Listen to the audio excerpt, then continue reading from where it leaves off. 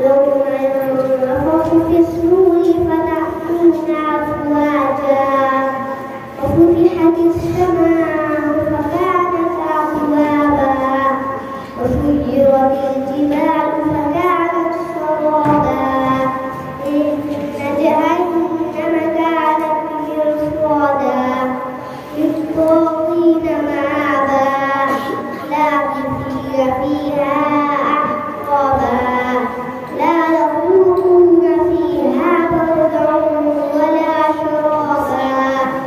إلا حميما وغساقا جزاء وفاقا إنهم كانوا لا يرجون حسابا وكذبوا بآياتنا كذابا وكل شيء أحصيناه كتابا فذوقوا فلن نزيدكم إلا عذابا صدق